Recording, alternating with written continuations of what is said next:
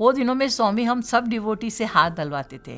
अब क्या हुआ मुझे ये नहीं पता था, स्वामी ने मेरे को बोला था वो टाइम पर, मैं तुमको भज गोविंदम का अनुभव देने वाला हूँ। तो मैंने कभी सोचा नहीं था कि वैष्णो देवी माता का मैं गुफा के अंदर वही स्थान में बैठ के पूजा करूँगी। अभी मैंने अमरनाथ का लंबा सफ़र लिया, मैंने कश्मीर से शॉर्टकट नहीं लिया।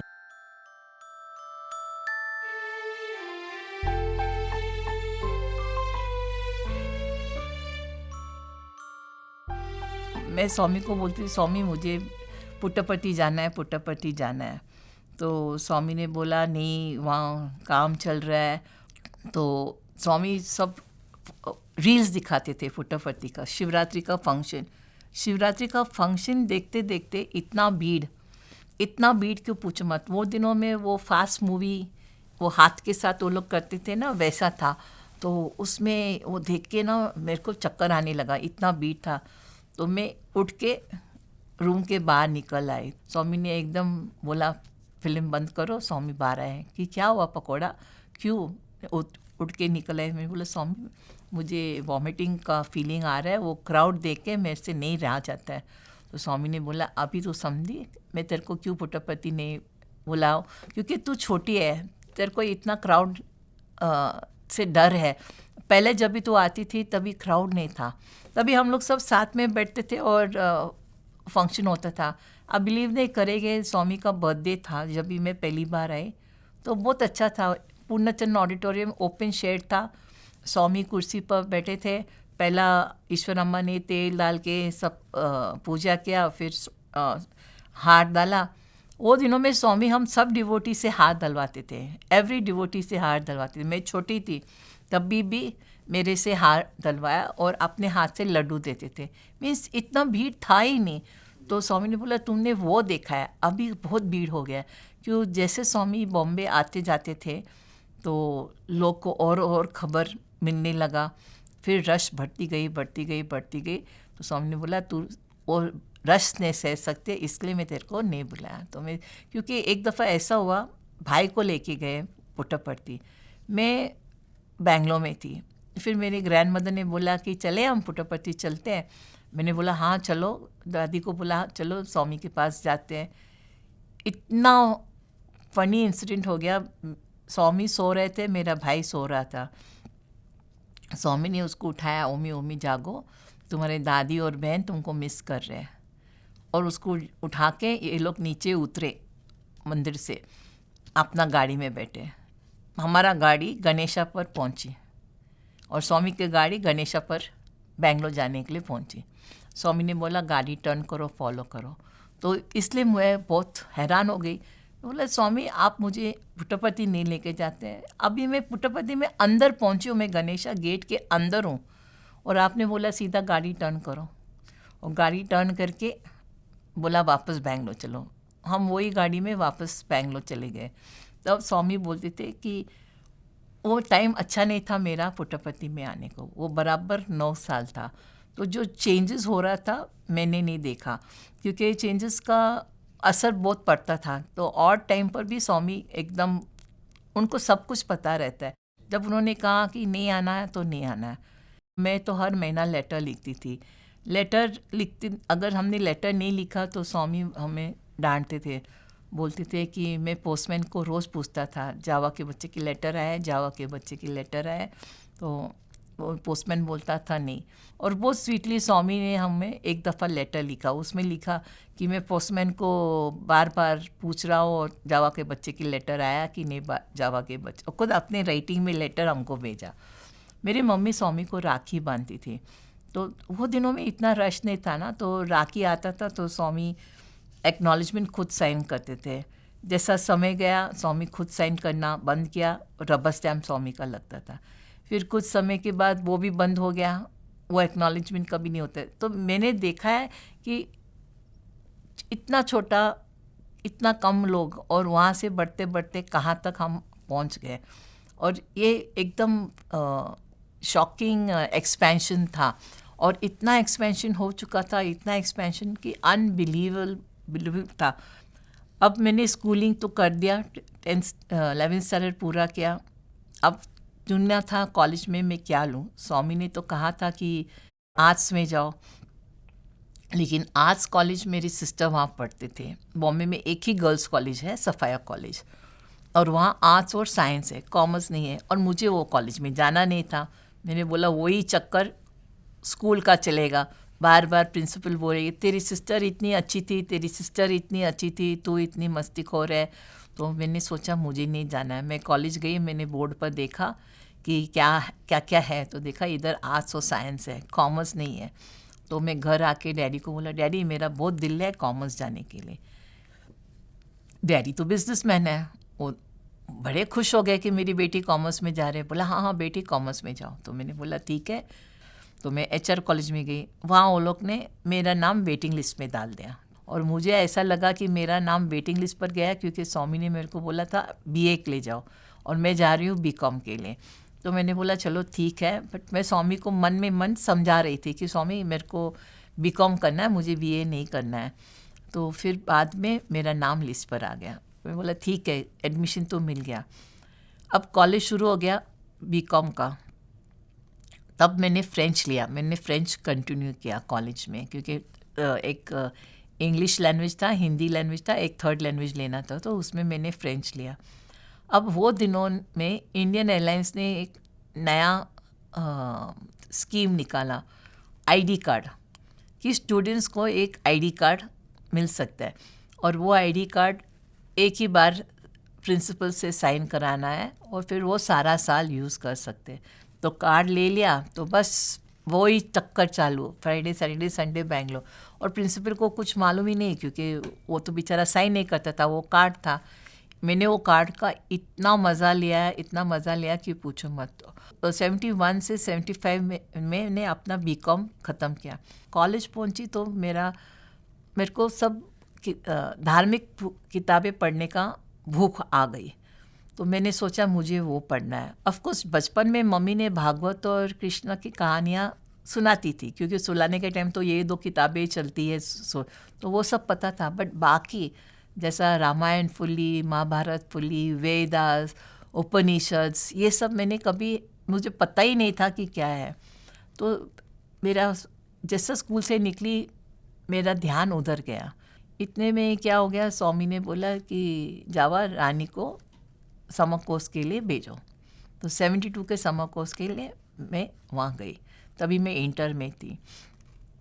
मैं समर कोर्स में गई तो मेरे को तो बड़ा अच्छा लगा, क्योंकि ये तो मेरे जो मैं पढ़ती थी उसके आगे था। इतना खुश थी मैं कि मैं बिजी राइटिंग में थी। अब मुझे पोलियो के वजह से मैं कर्व्ड नहीं लिख सकती हूँ। मेरे को सेपरेट अक्षर लिखना है, कर्विंग मेरे से नहीं होता है। मैं इतनी इनग्रॉस होती थी सब सुनने में और सब लिखने में। मेरे पास इतने सारे किताबें थे समर कोर्स के। तो स्वामी क्या करते थे, मेरे पास आके खड़े होके ऐसा ऐसा करते थे, तो मैं डिस्टर्ब होती थी। तो ज़बरदस्ती मुझे डिस्टर्ब करने के लिए ऐसा करते थे। तो मैंने बोला स्वामी, आपको पता है मैं रनिंग हैंड में तो लिख नहीं सकती हूँ, मुझे सारा प्रिंट में लिखना है, प्रिंट में थोड़ा टाइम जास्ती लगता है। अब ऐसे ऐसे मुझे डिस्टर्ब करेंगे तो मैं कैसे लिखूँ? नहीं, मैं देखता हूँ, खाली मैं देखता हूँ कंसंट्रेशन कितना है। बट कंसंट्रेशन स्वामी ने सिखाया है ना, तो स्वामी को मना करके डांट के मैं अपना लिखती थी। दोपहर में खाना भी वहाँ खाती थी, तो क्योंकि सारा दिन वहाँ करके फिर मैं रात को शाम का डिस्कोर्स के बाद मैं निकलती थी। तो वो साल में मुन्नी आंटी प्रिंसिपल और अपना आंटी वार्डन आंटी के 2 बेटियाँ उनीता और गीता, वो मेरे साथ स्टूडेंट थे। तो ये लोग को पता था कि स्वामी 100% रानी के आजू बाजू घूमेंगे, तो ये लोग मेरे को छोड़ते नहीं थे। 70 से मुन्नी मेरे को कभी छोड़ा नहीं, कि उसने बोला स्वामी तेरे पास ही आते हैं रानी, मैं तेरे बाजू बैठूंगी।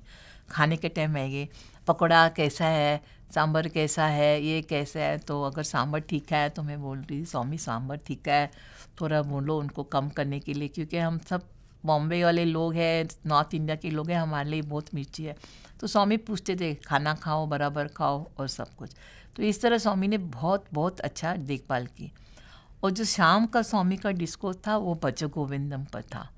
तो मुझे बहुत पसंद आया, बहुत पसंद। अब क्या हुआ, मुझे ये नहीं पता था, स्वामी ने मेरे को बोला था वो टाइम पर, मैं तुमको भज गोविंदम का अनुभव देने वाला हूँ। तो आपको याद होएगा कि नहीं पता नहीं, बट स्वामी के स्टूडेंट्स वो टाइम पर बॉम्बे में सन्मुखानंद हॉल में उन्होंने भज गोविंदम का प्ले किया था। तो मैंने वो नाटक देख के मुझे और जिज्ञासा हुआ कि ये बहुत अच्छा है भज गोविंदम कि लाइफ में क्या है, एजुकेशन सब करो, एंड में क्या है, एंड में भगवान है। तो ये मैं सोच सोच के मैं बहुत मीन्स आप समझ सकते हैं मेरा जो ज्ञानिक नॉलेज खुल गया, जैसे वो बोलते हैं ना तीसरी आँखें खुल गई, मेरी तीसरी आँखें खुल गई। और स्वामी ने बोला मैं तुझे अनुभव देगा। अब मुझे क्या पता अनुभव स्वामी ने कैसा किया। 1975 से लेके 1984 10 साल। अब बिलीव नहीं करेंगे, मैंने बीकॉम पूरा किया, फिर मैंने सोचा अभी मैं क्या करूं, तो मैं ICWA, स्वामी ने बोला ICWA करो, CA मत करो, क्योंकि डैडी ने बोला स्वामी CA में उसको दूसरे के कंपनी में काम करना पड़ेगा। और उस बीच मैंने फादर को ज्वाइन किया। मेरे को एक्चुअली काम करने का बड़ा शौक़ था, और मैं फिनेंस में, अकाउंट्स में जास्ती बोलो होशियार है या कुछ भी। तो मेरा कॉलेज के बाजू बैंक ऑफ इंडिया था, और वहाँ मेरी फ्रेंड काम करती थी। तो वो मैनेजर बड़ा अच्छा था, वो मुझे प्यार करता था क्योंकि उसका बेटा को मेरे फ्रेंड के साथ वो एंड में वो लोग हस्बैंड वाइफ होने वाले थे। तो वो कभी माइंड नहीं करते थे कि मैं कॉलेज से आके बैंक में काम करती थी। वो पैसा के साथ नहीं, मैं खाली सीखती थी और काम करती थी। लंच ब्रेक होता था तो मैं आराम से बैंक में, तो मेरे को बैंक का जॉब बहुत अच्छा लगा। तो मैंने सोचा मैं बैंक ज्वाइन करूं। तो मैंने डैडी को बोला डैडी मैं बैंक ज्वाइन करना चाहती हूँ, बैंक ऑफ इंडिया में कॉलेज के पास ही है, और वो अंकल ने मुझे बोला एप्लीकेशन डालने के लिए, मैं बैंक ज्वाइन करती हूँ। डैडी ने बोला अरे तू बीकॉम कर रही है तो मेरे लिए कर रही है कि तू किसी और को सेवा करने वाली है। मैंने बोला नहीं मेरे को तो करना है। तो बोला नहीं तू मेरे ऑफिस ज्वाइन कर। मैंने बोला आपका ऑफिस ज्वाइन करने के लिए आप मुझे 400 पगार दे रहे हैं और बैंक मुझे 1500 ऑफ़र कर रहे हैं, तो मैं क्यों आपका 400 रुपया में ज्वाइन करूं।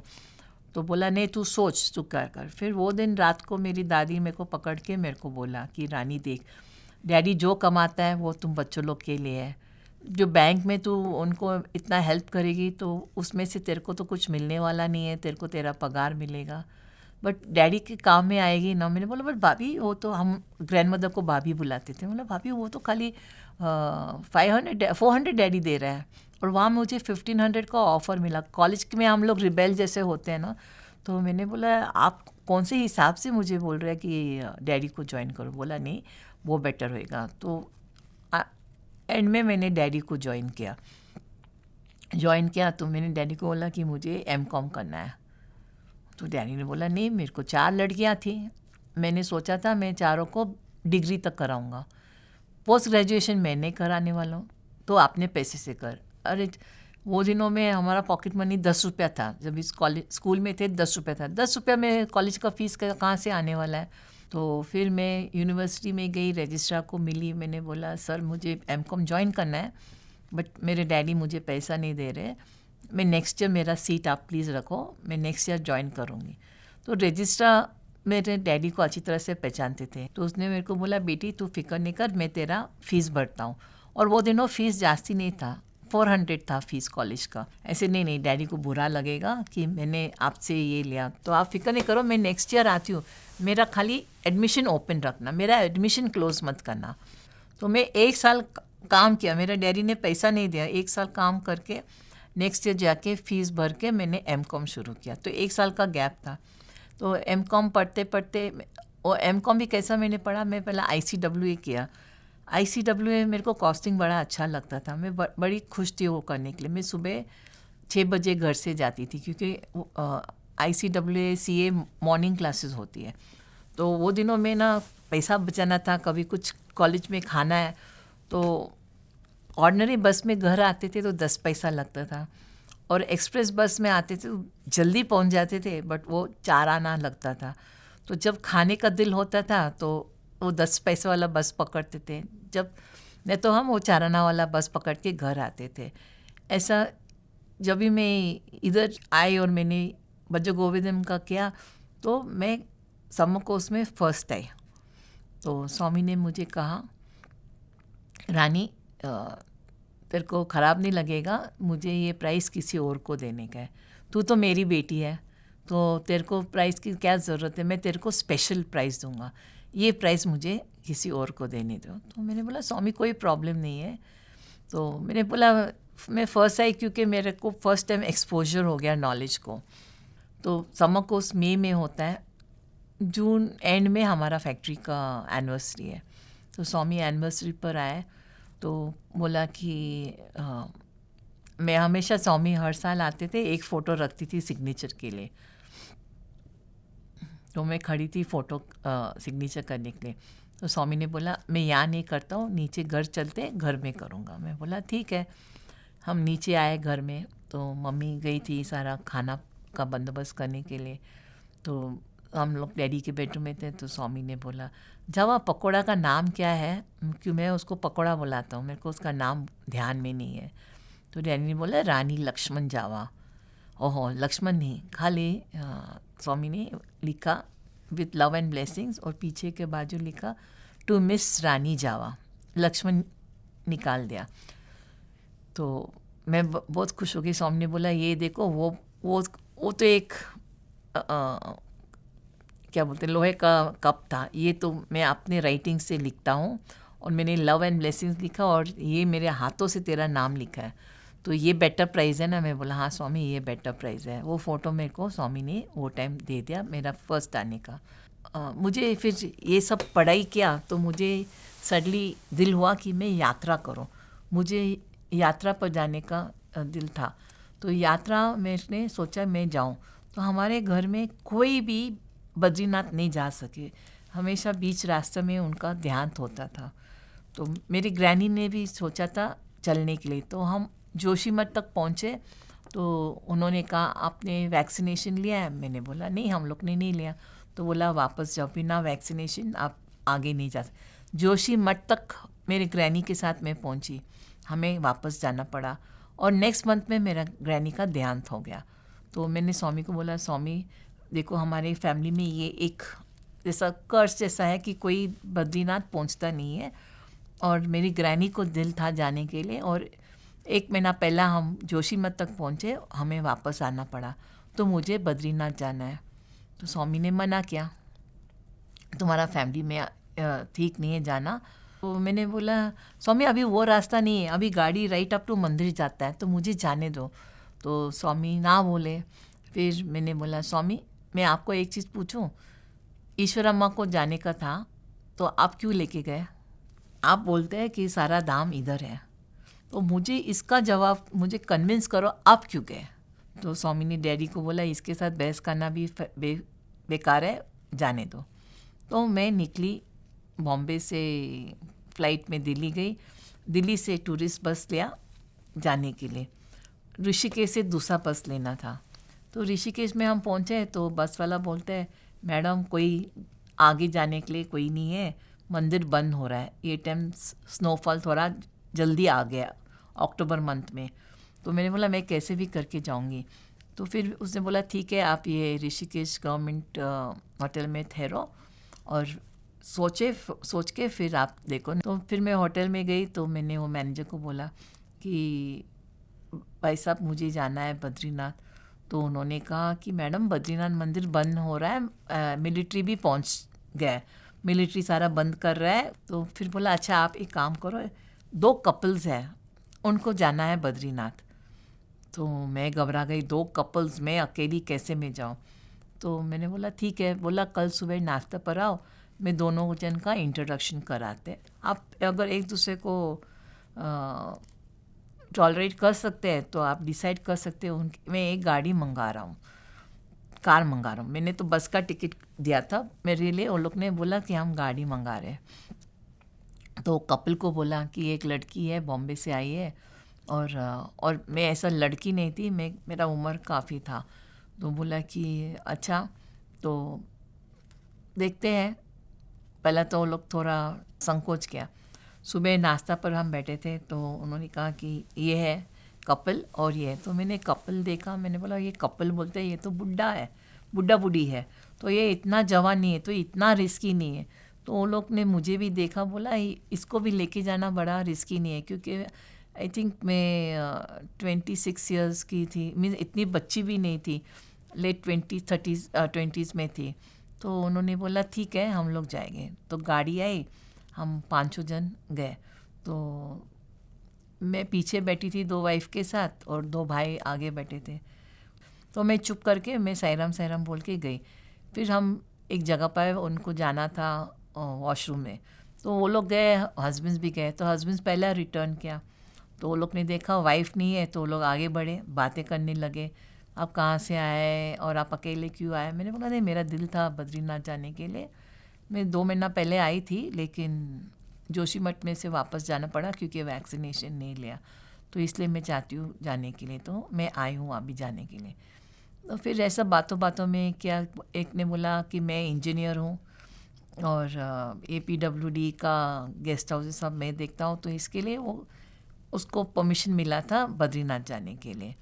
और दूसरे भाई ने बोला मैं डायरेक्टर हूँ शिपिंग कॉर्पोरेशन का, तो मेरे भाई ने बोला कि चलो हम दोनों भाई और भाभियाँ साथ में निकल पड़ते हैं। तो मैंने बोला अच्छा आप शिपिंग कॉर्पोरेशन में काम करते हैं? बोला हाँ। तो मैंने बोला मेरे जीजाजी भी शिपिंग कॉर्पोरेशन में काम करते हैं। तो बोला आपके जीजाजी कौन है? मैंने बोला मेरे जीजाजी का नाम है श्याम। बोला मैं तो उसको अच्छी तरह से जानता हूँ। तो मैंने बोला मेरी बड़ी बहन, उनके साथ उनकी शादी हुई है। तो बोला वेरी गुड। उनके वाइफ आ गए, उनको सबको बोला ये तो हमारा भाटिया साहब की साली है, तो भगवान ने देखो हमारा इच्छा पूरा किया। उनको बेटी नहीं थी, दोनों भाई को बेटी नहीं थी। बोला हम दोनों भाइयों को बेटी नहीं है, तो हम तुमको आज से हमारी बेटी बना रहे हैं। तो उन्होंने मुझे बेटी बनाया। अब बिलीव नहीं करेंगे, वो अलकनंदा में नीचे स्टेप्स पर हाथ, क्योंकि मैं तो स्टेप्स पर उतर नहीं सकती हूँ, दोनों भाई हाथ पकड़ के नीचे लेके गए। वो हम लोग ने स्नान क्या कर दिया उधर नीचे नदी में, फिर हम वापस ऊपर आए, गाड़ी में आए। वो दिनों में क्योंकि स्नो गिरता था और सब कुछ, तो बद्रीनाथ जल्दी अंधेरा हो जाता था, दोपहर के 12 बजे रात हो जाती थी, इतना अंधेरा हो जाता था। तो फिर हम मंदिर गए, वो लोग ने बोला मंदिर तो बंद है। बोला अभी तक तो बंद नहीं हुआ ना, मिलिट्री सामान लेके आ रहे हैं, मंदिर तो खुला है ना। तो बोला आपको जल्दी सुबह आना पड़ेगा। तो मैंने बोला अभी तक बंद नहीं हुआ तो हमको अभी अंदर दर्शन कराओ, क्योंकि इतना तकलीफ़ से मैं मुंबई से आई, तो वो लोग ने मुझे मंदिर में अंदर बैठने दिया। मैं बद्रीनाथ के मंदिर में आधा पौना घंटा बैठी थी और मैंने पूजा किया। मैं बहुत खुश थी, बहुत खुश थी। तभी मैंने बोला कि पता नहीं आपने हमारे फैमिली किसी को आने नहीं दिया, बट मैं सबके बाजू से माफ़ी मांगती हूँ। और मेरी ग्रैनी ने भी बहुत ट्राई किया, लेकिन वो भी नहीं पहुँची। फिर गरम कुंड में ये लोग मुझे साथ में लेके गए, गरम कुंड में नहाया। हम लोग ने आराम से 3 दिन बद्रीनाथ में, यही ठंडी, क्योंकि खाली मॉर्निंग को सुबह जल्दी जा सकते थे, 12 बजे के साथ सारा अंधेरा हो जाता था।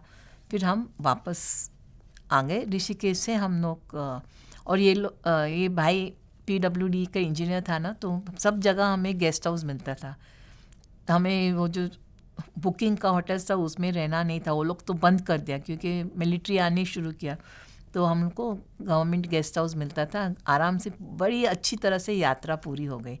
तो ऐसा मेरा बद्रीनाथ का यात्रा। स्वामी ने बहुत मना किया, बहुत मना किया, बट परमिशन देने के बाद मेरी यात्रा इतना अच्छी तरह से गया। तो मैं स्वामी को हमेशा, जब भी मैं यात्रा करती थी, मैं स्वामी से परमिशन लेती थी, बिना परमिशन मैं जाती नहीं थी। तो ऐसा जिज्ञासा हुआ कि मुझे एक्सपीरियंस करना था, तो इसलिए मैं सारे धामों में, अब बिलीव नहीं करेंगे, छोटे छोटे गुफा में जहाँ कोई जा नहीं सकते, अपना गुजरात में मैं अकेली जाती थी। मैंने जितने भी यात्रा किया सब अकेला किया, सब अकेला, क्योंकि मैं किसी को नहीं लेके जाती थी, क्योंकि वो दूसरा वाला बोलता है कि अरे मैं थक गया हूँ, मैं अभी नहीं जाऊँगा, मैं बाद में जाऊँगा। तो मुझे वो नहीं मांगता था, मुझे डिस्टर्बेंस नहीं मांगता था, और मुझे नेगेटिविटी एकदम पसंद नहीं था। तो मैंने बोला कि चलो मैं अकेली ही जाती हूँ, और स्वामी मुझे अकेला जाने देते थे। अब बिलीव नहीं करेंगे, मैं वैष्णो देवी जा रही थी, वो भी अकेली ही मैं जा रही थी। तो मेरा फ्रेंड का हस्बैंड मेजर था, तो मैंने उनको कहा कि मेरा स्लिप रखना। मैं जब वैष्णो देवी पहुंची तो मेरे को पता चला कि 3-3 दिन लाइन है, नहीं जा सकते क्योंकि वो लोग टिकट दे रहे थे। तो मैं बेस कैंप में गई, मैंने बोला मैं मेजर थडानी की सिस्टर इन लॉ है और उनको कहा था कि मेरा इधर बोलने के लिए। तो बोला कि यहाँ कोई मैसेज नहीं है। तो मुझे पूछा आपके साथ कौन है, मैंने बोला मैं अकेली हूँ। मेरे को बोला तो वैष्णो देवी अकेली आई है, मैंने बोला हाँ मैं वैष्णो देवी अकेली आई हूँ, मुझे माता का दर्शन करना है। तो बोला ठीक है, उन्होंने मुझे बोला कूपन दिया, बोला कल सुबह हमें आप जा सकते हैं। अभी मैं होटल में गई तो मैंने वहाँ होटल में बोल दिया उनको कि मेरे को परमिशन मिल गया, मुझे डांडी चाहिए क्योंकि मैं चल नहीं सकती हूँ। मेरा एक चीज़ था, मैं भले चल नहीं सकती थी, मैं कमा रही थी तो मैं पैसा खर्चा करके डांडी में जा सकती थी। हाँ, लोग हंसते थे कि ये देखो इतनी जवान है डांडी में जा रही थी। मैंने बोला उनको पता नहीं है कि मुझे क्या प्रॉब्लम है। तो एक छोटा लड़का था, उसने सारी बातें सुनी। तो वो लड़का आके मेरे पास बोला कि दीदी आप ऊपर मंदिर जाना चाहते हैं? मैंने बोला हाँ मैं मंदिर जाना चाहती हूँ और मैं चल नहीं सकती हूँ, मुझे पोलियो पैरालिसिस है, तो मैं डांडी में जाऊँगी। तो बोला दीदी मैं आपको देख के चलता हूँ, मैं आपके साथ जाता हूँ। देखो स्वामी से परमिशन लो तो स्वामी सब प्लानिंग करके कैसे करते हैं। ये छोटा लड़का था, उसका उम्र कुछ 10-12 साल का होएगा। तो उसने बोला दीदी मैं साथ में आपको लेके चलता हूँ। तो मैं डांडी में बैठ के जय माता दी करके मैं ऊपर पहुँची। मैं ऊपर पहुँची, जो मेरे बस में जो लोग थे, क्योंकि मैं श्रीनगर से बस में अकेली आई, तो वो बस वाले भी मेरे ऊपर हंसते थे क्योंकि सब कपल्स थे और मैं अकेली थी। तो फिर मैं ऊपर गई तो लड़का ने बोला कि आंटी यहाँ से अंदर जाना है। मैं जैसे अंदर गई तो पानी बर्फ़ का था। बर्फ़ के पानी में मैं तो, मेरा पाँव टिकता नहीं है और पानी में तो मैं चल ही नहीं सकती हूँ। तो मुझे घबराहट हुई। तो बच्चे ने बोला एक दीदी एक काम करते हैं, आप निकल आ जाओ, आप ये गुफ़ा को यहाँ से मत जाइए क्योंकि बहुत ज़ोर का बारिश आने वाला है अभी। तो एक काम करते हैं, मैं आपको बैक गेट से लेके जाता हूँ, एग्ज़िट गेट से लेके जाता हूँ। तो मैंने बोला ठीक है। तो वो लड़का पंडित जी का भाई था, तो उसने सीधा मुझे एग्ज़िट गेट पर लेके गए।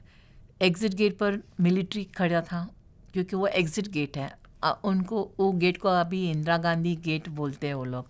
तो मैंने बोला, वहाँ उसने मुझे रोका। तो लड़का ने बोला नहीं नहीं दीदी को जाने दो।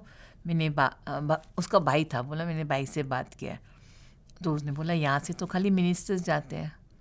तो मेरे को उसने बोला कि मिलिट्री वाला ने बोला कि आप बोलो कि आप मिनिस्टर हैं, क्योंकि वो टाइम एक हेलीकॉप्टर वहाँ से आया था। तो बोला आप मिनिस्टर है, मैं आपको जाने दूँगा। मैंने बोला भैया द्वार पर खड़े हुए आप मुझे झूठ बोलने के बात बोल रहे हैं, मैं झूठ बोल के अंदर कैसे जाऊँ? तो वो बोला ये लड़की तो बड़ी ज़िद्दी है, ये झूठ भी नहीं बोलेगी और मेरा नौकरी भी चला जाएगा क्योंकि खाली मिनिस्टर यहाँ से जा सकते हैं। तो वो छोटा लड़का ने बोला आप इतना बहस क्या करते हैं, वो झूठ नहीं बोलेगी और आपको ऐसा। तो बोला कि देख हेलीकॉप्टर जा रहा है ना, मिनिस्टर है ना। तो बोला आंटी चल, दीदी चल अंदर चल। तो उसने भी बोला जा दीदी तू जा। तो मैं अंदर गई। आप बिलीव नहीं करेंगे, जो अंदर का गुफा है, उनके भाई ने मुझे अंदर की गुफा में बिठा के मेरा पूजा करवाया माता का। मैंने कभी सोचा नहीं था कि वैष्णो देवी माता का मैं गुफा के अंदर वही स्थान में बैठ के पूजा करूँगी।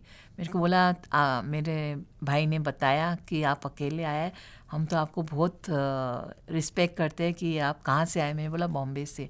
बोला आप अकेले आए माता का दर्शन करने के लिए, कोई अकेला नहीं आता है, उसका मतलब माता का विश था कि तू यहाँ पहुँचे। फिर प्रसाद में वो लोग पैसा देते हैं, वो पैसा दिया, बोला वो हमेशा रखना, और बहुत अच्छी तरह से पूजा कराया। तो बाहर हम वही दरवाजे पर आए तो वो बच्ची ने बोला कि दीदी जब भी पूजा हो जाता है ना तो वो बांधना चाहिए कि आपका पूजा हो गया। तो मैंने बोला ठीक है भैया दे दो ओढ़नी, मैं बांध लेती हूँ। तो ओढ़नी लेके मैंने बांध लिया कि मेरी पूजा हो गई। फिर पूजा होने के बाद फिर मैंने बोला अभी मुझे बच्चों को खिलाना है। तो उसने बोला ठीक है। उसने सब बच्चे को इकट्ठा किया, वो होटल वाले को बोला, उसने पूरी भाजी हलवा दे दिया, मैंने बच्चों को वो खिला दिया। वो खिला के मैं अपना डांडी में जा रही थी ना, तो सब जो बस वाले थे वो लोग जो हंस रहे थे जब भी मैं आई, उनका मुंह बंद हो गया, एकदम मुंह बंद हो गया। वो लोगों ने बोला ये हमारे साथ आई है और ये तो अपना चुन्नी बांध के जा रही है। आप बिलीव नहीं करेंगे, मैं सुबह 8 o'clock मेरे होटल से निकली हूँ, 4 बजे मैं अपने रूम में वापस थी। उसने वो डांडी वाला को बोला कि भैया जल्दी जल्दी उठा के दीदी को लेके जाओ क्योंकि बहुत ज़ोर से बारिश आने वाला है। स्वामी ने बारिश को भी रोक के रखा कि जब तक मैं नीचे होटल में ना पहुंचूं। मैं होटल में पहुंची और जो तूफ़ान और बारिश आया। आप सोचो 8 बजे सुबह मैं निकली हूँ माता के दर्शन पर, 4 बजे मैं अपने रूम में कंफर्टेबली चाय पी रही हूँ। ऐसा दर्शन माता ने कराया। तो दूसरे दिन ट्रेन पकड़ के जम्मू तवाई पकड़ के मैं सीधा मुंबई गई। तो ऐसा मीन्स मेरा हर एक यात्रा स्वामी ने बहुत अच्छी तरह से कराया। फिर मेरा मन आया कि मैं अमरनाथ यात्रा करूं, तो मैंने डैडी को बोला मुझे अमरनाथ यात्रा। डैडी ने बोला देख बेटी, बोला एक चीज़ है, स्वामी से तू परमिशन ले ले और तू अपना खर्चा पर जा रही है ना, तेरे को जहाँ जाना है तो जा, मैं तेरे को ना नहीं बोलूँगा। तो स्वामी का परमिशन लिया। स्वामी बोला अमरनाथ यात्रा बहुत कठिन है। तो मैंने बोला हाँ स्वामी कठिन है, बट मेरा दिल है जाने को, देखने को वो दो, क्योंकि मैंने बोला स्वामी मैं नेपाल पशुपतिनाथ गई थी तभी वो 2 डव्स मुझे मिले। तो वो टाइम से मेरा दिल बहुत है। 72 में मैंने वो डव्स को देखा।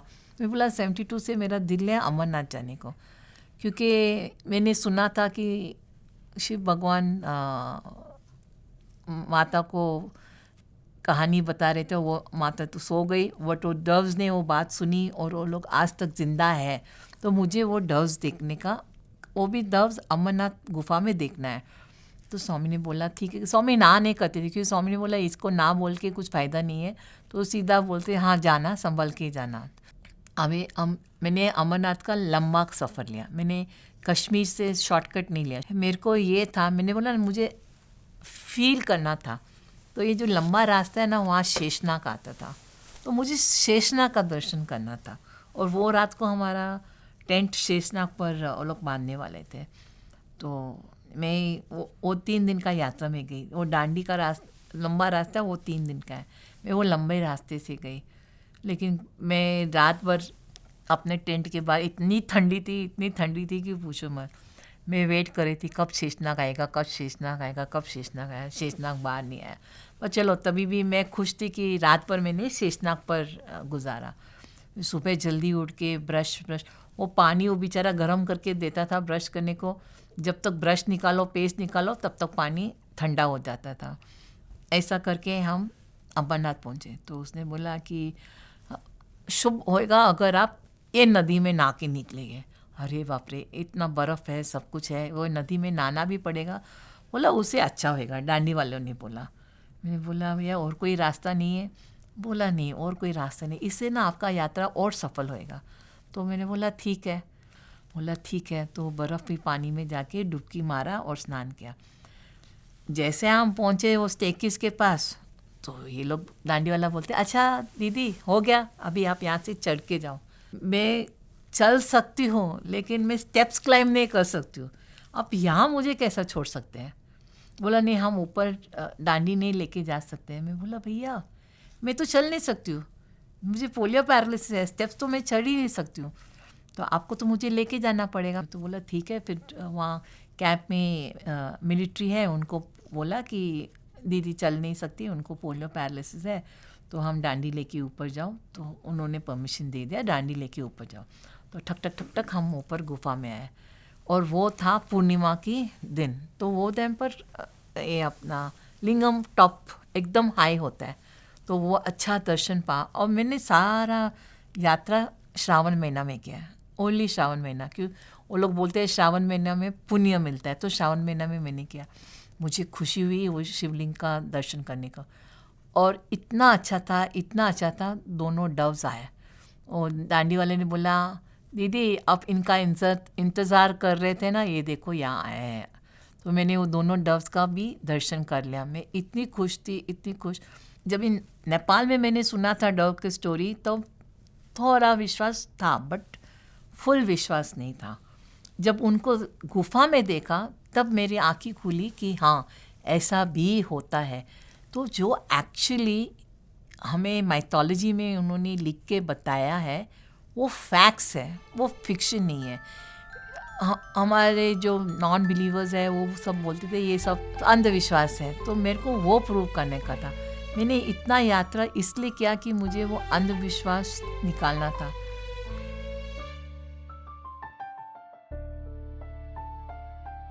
मैं हमेशा ऐसा खड़ी होती हूँ, तो स्वामी डैडी को बोलते ये देख हमारा विवेकानंद, ये देख हमारा विवेकानंद। तब साक्षात वापस शिव जी आया। अब हमारा घर, हमारा कुटुंब कृष्ण भक्त है, मैं अकेली हूँ जो शिव भक्त है।